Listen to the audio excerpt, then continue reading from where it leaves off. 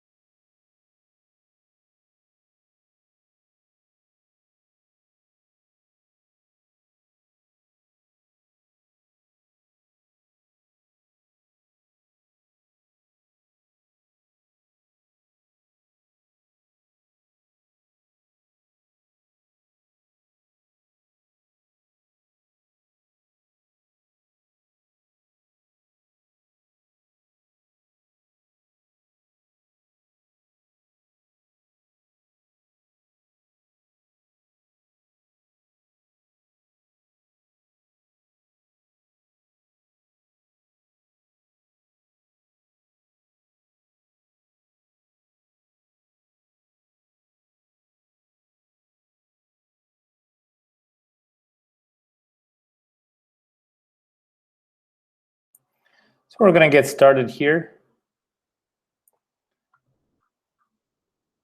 Hope everybody can see the Google Hangouts webinar or display, either through our website or directly through Google Hangouts. My name is Telmo Silva. I am the CEO of ClicData and also one of the power users of ClicData. And in this webinar, I'd like to go through some of the latest features, also some of the new connectors we've added recently. A quick overview of some functionality we've added recently called dashboard formulas and properties, and the basics of using our API in PHP. Now that last piece is going to get a little bit techy and a little bit of programming, but it should give you enough basics for you to use our API to store data, retrieve data, refresh dashboards, and other functions. But before that, we're going to go quickly through a quick overview for those that are joining us for the first time of what ClicData can offer and what ClicData is. Basically, ClicData is about business intelligence. It's about getting to your data, your business data, wherever it may sit, whether it's in the cloud or internally, and trying to bring it all together into one repository, which we call a data warehouse. And from there, you can take that data and build dashboards. And prior to that, you can do other activities with it as well. You can cleanse the data, you can add calculated columns, you can create alerts on the data. So if you have some thresholds to say, if sales hits a certain percentage, send me an alert right away, send me a dashboard so I can find out what's going on.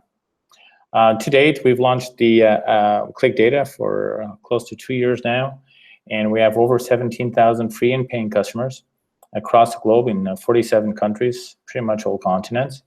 And on average, we process 45,000 dashboards a day, publications. We process a lot more data than that.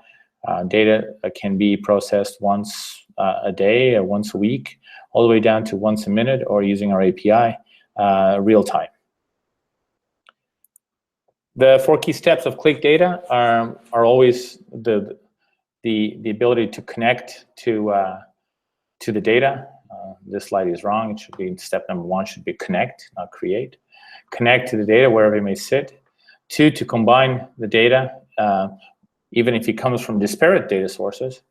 Then to create the dashboard, and then the collaboration piece, whether you're pushing out dashboards either through our iPhone app or through the web or even through email, or whether the users or your viewers come to ClicData and consume the dashboards through our portal. Now, some of us may not know what exactly a data warehouse is. So this is just a quick, rough explanation, which is to say A data warehouse is really a placeholder for where all your data can sit.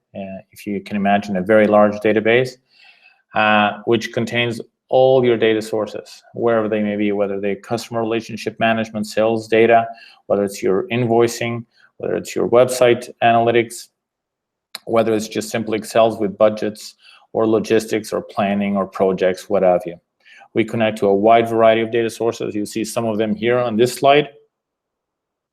And we can connect to a lot more through our generic connectors, our ODBC connector and our web service connector. Obviously, the part of the reason is because if you have data sitting all over the place, you can't really compare, one to the other easily. You would have to export it from both sides. Then you have to use your master skills in a spreadsheet, in Excel or something, to put them together, and then kind of surface that out in terms of an analysis or a dashboard or a report. So we make that piece really, really easy in terms of connecting and automating that, so the data is always sitting there. And then you can still export from our place, but at least from ClicData, but at least the automation piece and the freshness of the data is there. But obviously, you could also use our cleaning tools to kind of do some massaging of the data to make sure that it all fits and works together for you. And then you can also use our dashboard and publication tools to create interesting visuals. On the dashboard side is really a place we design our dashboards as a single page, a document that is live. It's always connected to data. It's not a one-time snapshot, meaning if the data in the back end is being refreshed and updated, the dashboards can reflect it immediately. You should obviously design your dashboards with clear and well-defined indicators to provide clear guidance in terms of what you're trying to find out about your business or about the project or about whatever you need to monitor. And it's not always about identifying negative trends or negative actions. It's also identifying positive actions as well. So if something is going well, why is it going well? And can we duplicate it and repeat it? Obviously, because we are hosting a lot of your data, security is very important to us. We are Microsoft partners, and more specifically, we use their infrastructure around the world to store much of our data in both the US, Canada, and Europe, in Ireland and Holland. And we're soon going to extend it to Australia and to Brazil as well. Obviously, Microsoft Azure data centers are industry grade, highly secured with a lot of certificates and a lot of security behind them as well. We ourselves on the application side, we limit security to a high extent as well on what our internal team will always ask you permission if you need help to look at your data before accessing your account. And you would never be asked for your password or we would even know what that password is, among other security features. So just to sum up a little bit, and then we can get to the main topic of discussion here.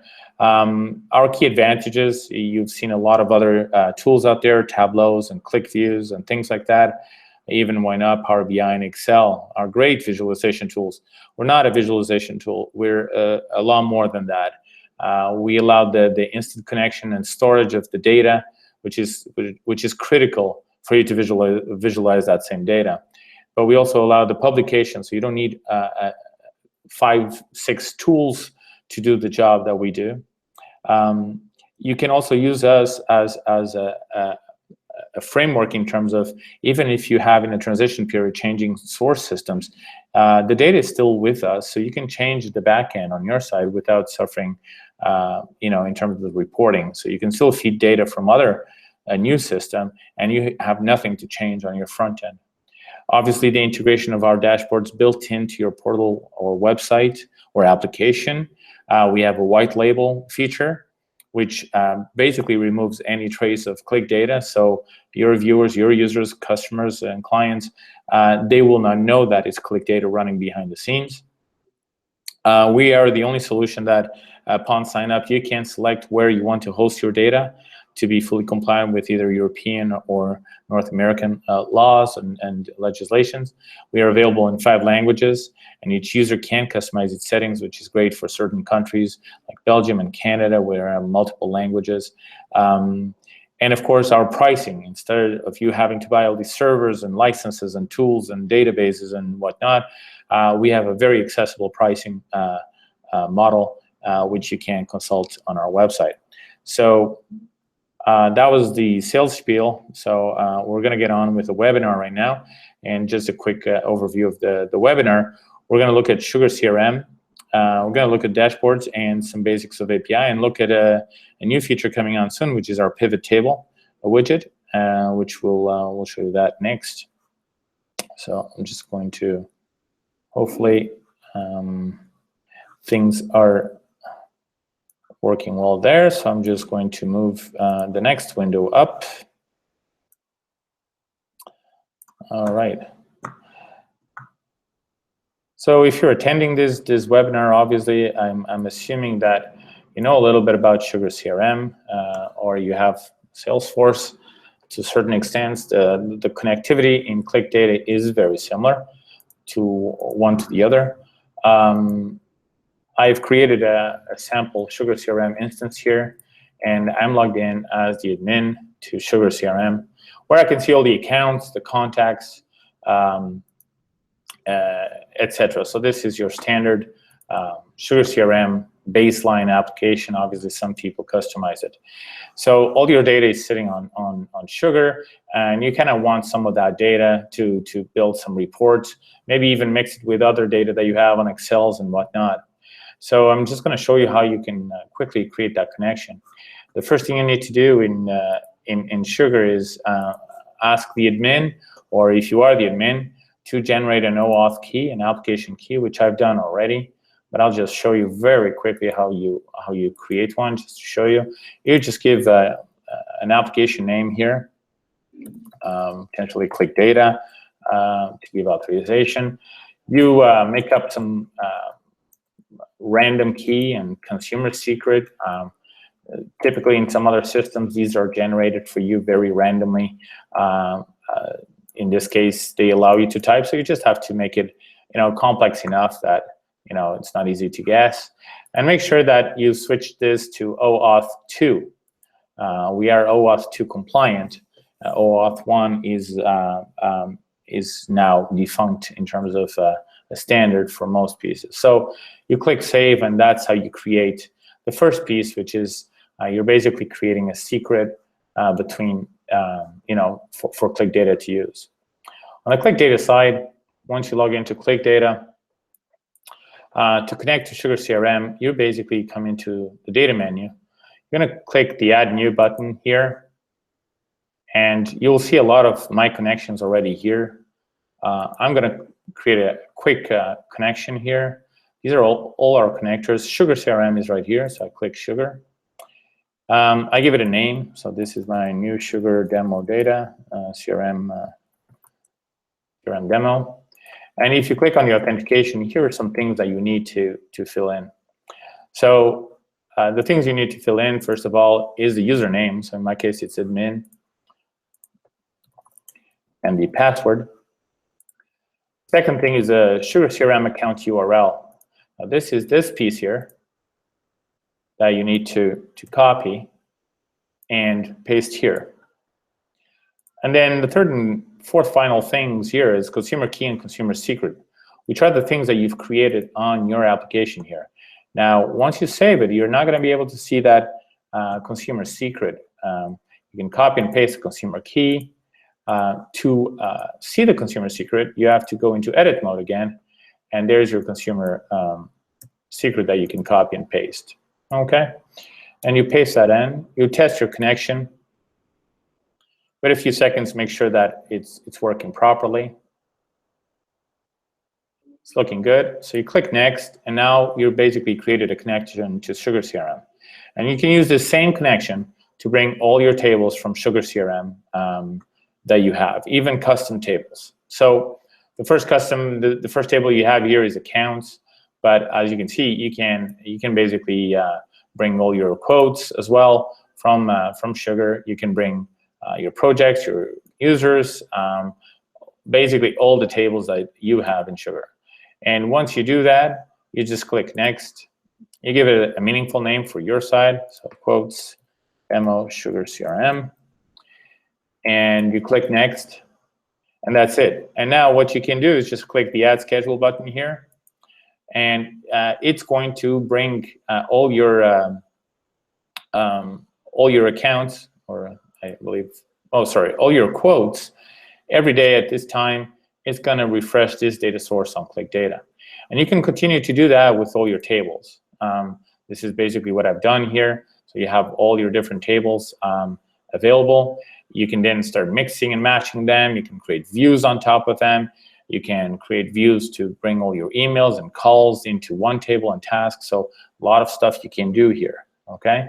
So just looking at some of them, the opportunities table here, again, that I brought a bit earlier on, where you have an opportunity and you have, who created the opportunity, whether it's new business or existing business, the account name, things such as the lead source, the amount, etc. So with this information, obviously this is a very simple table, but with this information, you can simply create your first dashboard on Sugar. Let's say something about your opportunities, an opportunity dashboard, where you can basically, for example, create a chart with, again, going to picking your Sugar CRM opportunities table here. Where are you? Okay. And you can maybe add a value and kind of, by probability or something like that, 10%, 20%, kind of estimate, the dollar values in terms of amount. Obviously, maybe you want to filter the ones that you've won already. You could also maybe have the type, whether it's new business or extending business, which is, I believe, opportunity type here, existing business, new business. So you can have a nice little chart. You can save that, and again, start creating your dashboard. Maybe using a pie chart as well for this would make more sense. So again, this is basically how easy it is to bring your Sugar CRM data using our new connector. As I said, we have other CRM connectors available. Salesforce is one of them, Infusionsoft and HubSpot, more inbound marketing CRM systems. And again, using our web service connector here, you can connect to a lot of the other ones, Pipedrive and Agile CRM. Those are great CRM systems as well, to Insightly as well. All great CRM systems to connect to.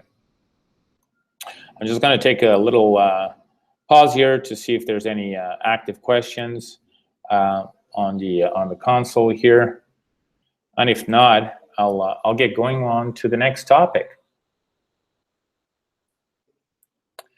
Since we are on the dashboards now, I will show you the two features we've added recently. Just going to see if I can pick a more interesting dashboard that I've done here. Perfect. I'm going to pick this one here. A couple of great features that we've added recently, which one I already covered last week a little bit, but our last webinar. But I want to go through it again. Sometimes what happens is you kind of want interim calculations, and that you don't really want to show here, but maybe you'll use it in different widgets. And we've added this tab called Formulas or Dashboard Formulas, where you can add a new formula. You can give it a name. So let's say global rate, something like that. And in here, you can type your formula. Now it's just a silly formula, but what that does is basically it just gives you basically an access, a scratch pad, if you will, to build a lot of formulas here that you can then sporadically use across. So you only have to change it here, and then the whole thing changes. So this is great. For example, in this case, where we have a parameter which is, to pick the country, and then the data changes. But let's say that you didn't want this. You're going to create actually separate dashboards for each country. You want to build it once and then duplicate the dashboard quickly, but you don't want to go to each widget and kind of change, filter on every single widget on every single dashboard to equal USA, equal Italy, etc. So you can actually have a parameter called, a formula, a very simple formula called USA, which you can then use instead of this. Now, obviously, this is a very specific case to some customers that have been looking for a quick way to duplicate a dashboard and just in one single shot change the whole dashboard filter or calculations based on a couple of just changing one level. So that is one thing that we've added recently. You can add these formulas, obviously delete them right here, and you can have as many as you'd like. The other thing we've added recently is this widget properties pane. Now this is just the beginning of this, but and for those of you that have been with us in the previous version, ClicData i3, this was actually how we set properties. We didn't need to go to click properties each time and wait for the pop-up to appear to change, a little thing here or there, a color or the name of the widget. That sometimes, we need to give it meaningful names. So now what we have is we have this pane back, and right now it's starting slow just with the name and certain common properties of each widget. And as we click on each widget, this gets changes, and you can rename the name very quickly, sales by month chart, and space. And again, you can, and say sales by month chart. All right, and we can, lock the position. Oh, I think I renamed the wrong one. Sorry. And you can change the colors quickly. And in this case, there's a series colors as well that you can change quickly. So again, this is the type of things that we're going to be adding more. As we find more properties that are either common or that we feel that we should be able to change them quickly without having to open the properties all the time, we're going to do that and add more properties here. Okay, so that's a new feature. I also like to remind you that, and a lot of people I find sometimes that they don't realize this, that they could be working on multiple dashboards at the same time. So they could open multiple dashboards and copy and paste widgets between them right through here. So this is very important. So if you copy here and you come to this one, you can actually just push Control-V, and in this case the data source doesn't exist, but you can paste these widgets and then change your binding very quickly, and things kind of makes it a lot quicker for you to duplicate some of the work on some dashboards. You can save them and close them right here if you make changes to them. You can create a new dashboard right here. You don't have to exit and come back. So you can just create a new dashboard and save all as well at the bottom, or close all. Okay. So these take a look on the left side here of the bar. There's a lot of good utilities. There's even more coming in the near future, but very important stuff here. All right. So with that, I'm gonna move to a bit more technical subject, which is our API. And our API is you can get more information on our API if you go to help.clicdata.com, and there's an API documentation right here. Now, there's a couple of things I want to bring to your attention on the API. Obviously, the documentation, we try to be as clear as possible, but we use something called OAuth. OAuth 2 is an open standard for authorization. A lot of people, everybody from Facebook to Microsoft are using this. It's basically a way to have two applications talking to each other and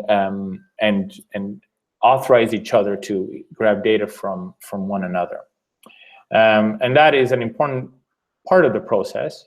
The other thing I want to bring your attention to, or two other things, is we have a set of examples written in PHP in .NET, VB, and C#. And we also have a curl. Curl is a command line example on how to use on REST services. The other thing that we have is a playground. You can actually try your entire playground right here.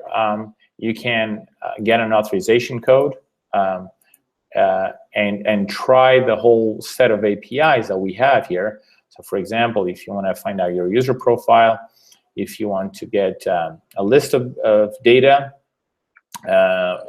sets, you can get all the data sets. You can get a list of the dashboards.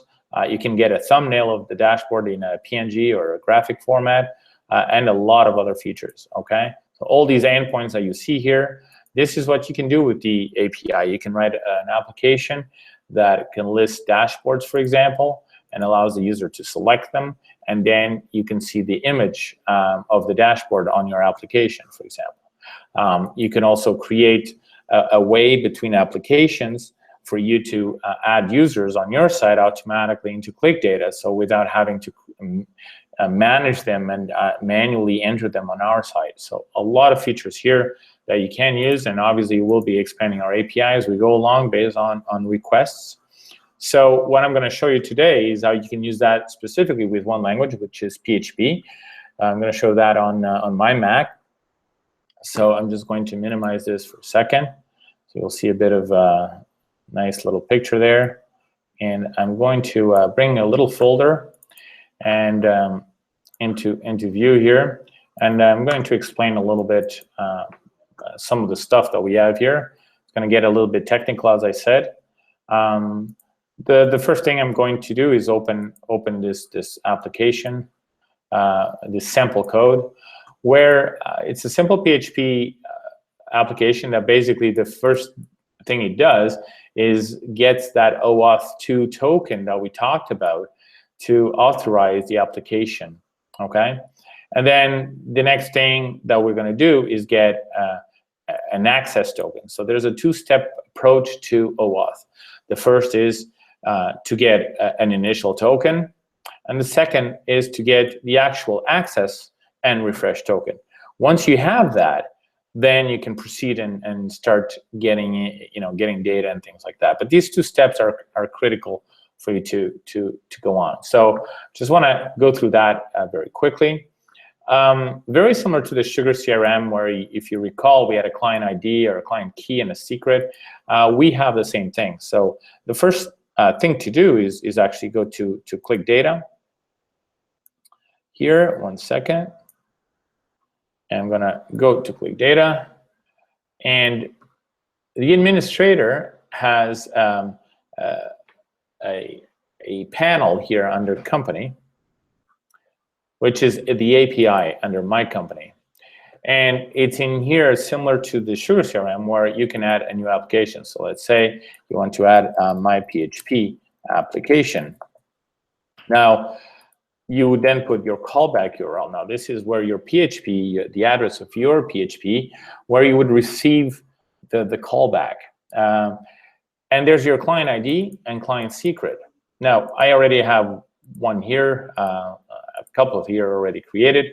But these client IDs and client secrets, this is the stuff you need to put on your code up here for it to work, okay? So in essence, what we're going to do is set up this application with the client ID and the client secret. And typically, I would not show this live because you can get into my demo account with this stuff if you know how to do this quickly enough. And but for the purposes of this, I'll change it after. I'll delete the application, and then whoever is trying to use these IDs and secrets will no longer work, of course. So now that I have this, what's going to happen if you kind of read the code through is we're going to go to our API. We're going to pass these parameters in. We're going to get a token back if everything goes well. Once we have that token, we're going to go back and get the access and refresh token. When we come back from the first call, we should get something like this, which is, hey, this is your access token, this is your refresh token. And again, all this is explained let me go here. Sorry, I had the help somewhere and it went away. It's all explained on the API, which is the OAuth. So there's your authorize. So this is the first piece. And then the second piece, the token, to get the token. Okay, so let's give that a go and see if we can get this running.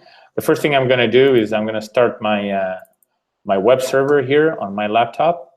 So basically, I have a page running, and I'm going to simulate your application or this application coming into the web and requesting ClicData. Listen, I want to get to your dashboards and your data from my application. You authorize this user, and it filled in. This is the browser autofill. Obviously, it's not mine.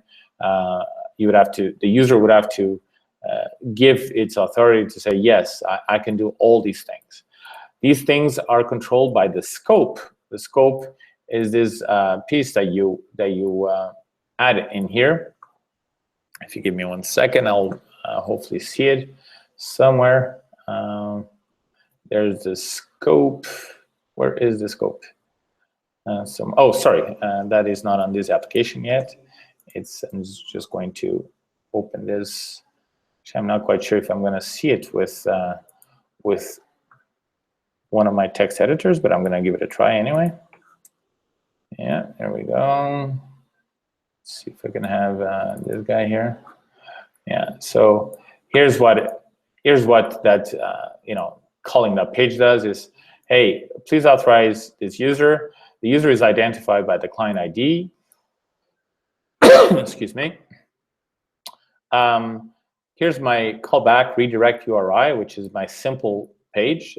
This is the code here. So it's going to call this page and go from here onwards. And here's the scope, that piece that I was talking about, where I'm asking basically ClicData to give me authorization to read data, write data, dashboard read, profile read. Basically, the whole item is here. So basically, I'm asking for permission. So this is why it's coming back with this page. Excuse me once again. And I say, yes, I allow access. So once I click yes, it called my simple PHP code. So this piece of code that, sorry, I'm just trying to find it here. This piece of code here, he ran it, and basically it did not get any errors. So he didn't go in here and says, hey, I got the access and refresh token. This is this piece here. This is my access token, and this is my refresh token. And right now we're kind of going, whoa, big whoop! All this so far just to get nothing out of this. We just have security. What are really the next steps? I mean, the next steps is really to get some data or list something or get our properties. So that's the next quick example that I'm going to show them. It's an extension of this. We still need to do this, but we're going to go a bit beyond this, and we're going to go to the next piece of code. Just going to close this out, and I'm going to bring my Finder again with a more interesting one. I'm not going to go into the real time, but I'm going to open this one here, which is a bit of advanced. And this one is actually a lot more interesting because it has a lot more code.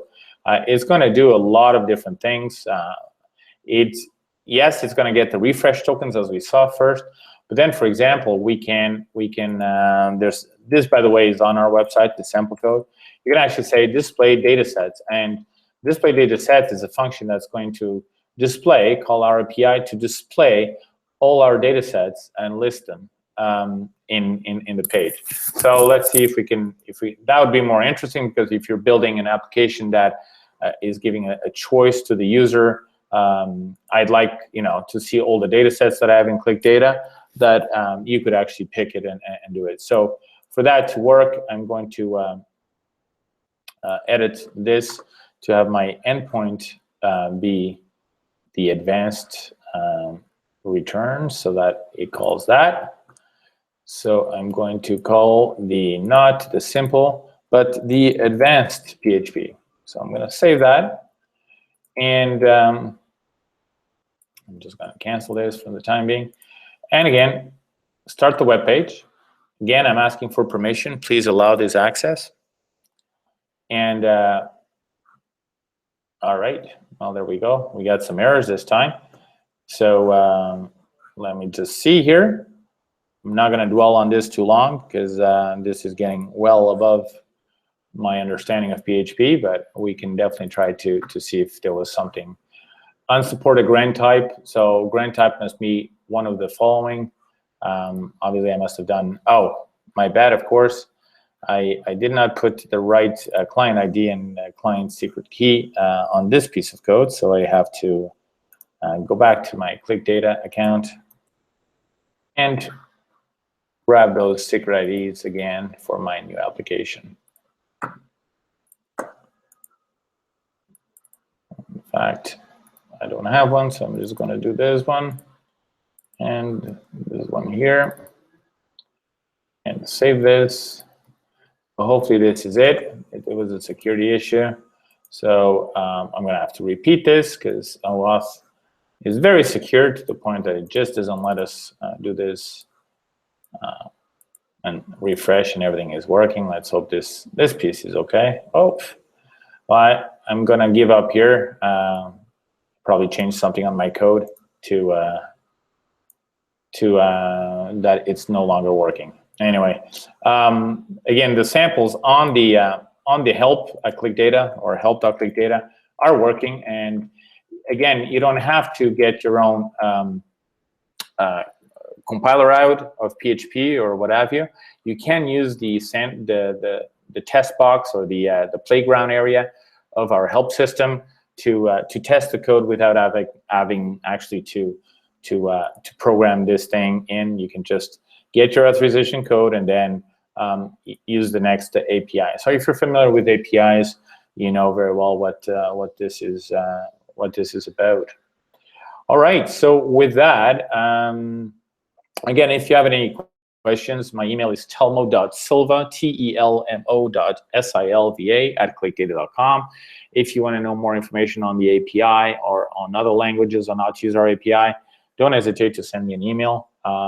More than happy to hop on a call and get your code to work properly, unlike my code. All right. So with that, I'm going to actually move to a different environment, one of our development environments, because I want to show some of the upcoming features. This is the last piece of our webinar, which is our pivot table widget. For those of you that don't know, we have quite a few. We have a simple table, a drill down table, which is a very simple grouping table. And then pretty soon we're going to have a pivot table. It's been in the works for quite a long time. It is not an easy component to build by no means. And you know, we're trying to make sure it fits and works properly and quickly enough. And the pivot table is really quite a nice. I'm actually going to create a new dashboard so that it's clear. A pivot demo. It's a nice and powerful widget. This is how it kind of looks, the default data. If you look at the properties, you will see our regular binding. It's not very much different than all the other widgets that we have. And again, we can bind any type of data to it. So basically, you know, you start dragging things such as cost into values. For example, country across your columns and maybe car type across your rows. So you get a pivot just like that. As with other types of pivots, we can add subcategories. So you can do this.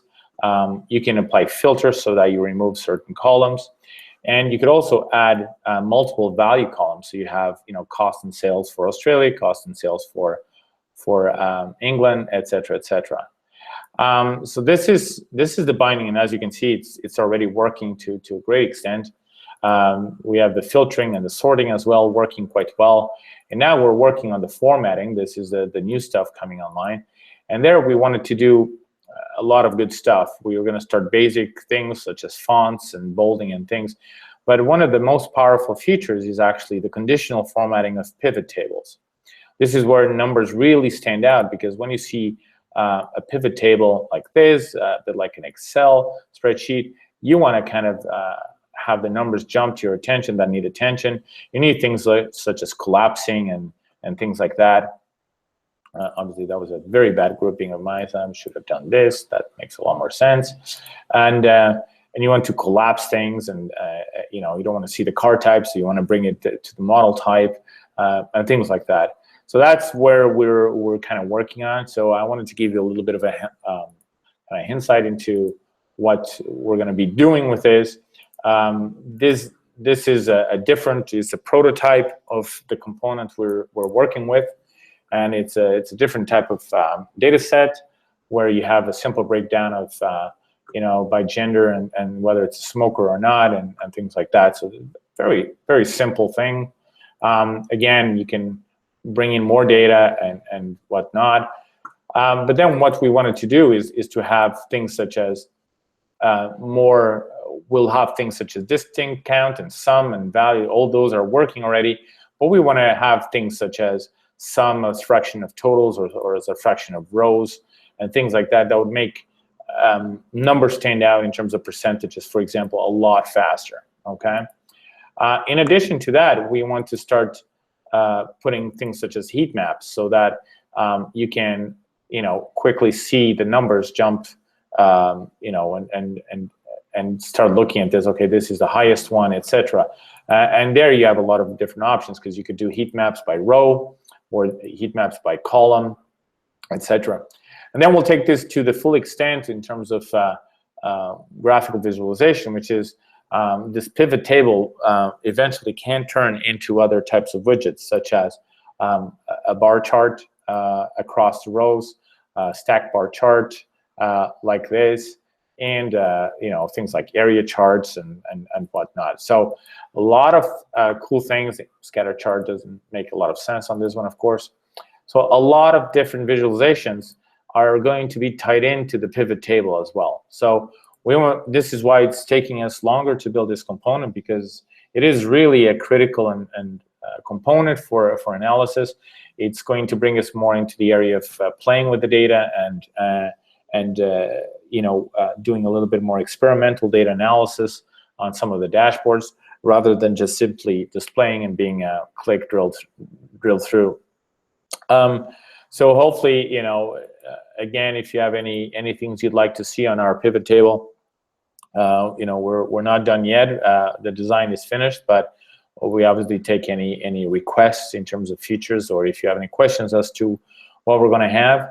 The date schedule for the first release of this is approximately 3 weeks from now, where we'll have the formatting piece done, or a basic formatting. Probably another 2 or 3 weeks to have some of the conditional formatting in place. So before the end of the year, we'll probably have a really good pivot table widget. On that note, I just want to also put out there that this widget is going to be instrumental in other areas of ClicData, where on the data side, we want to use it as a way for you to analyze the data directly on your data sets.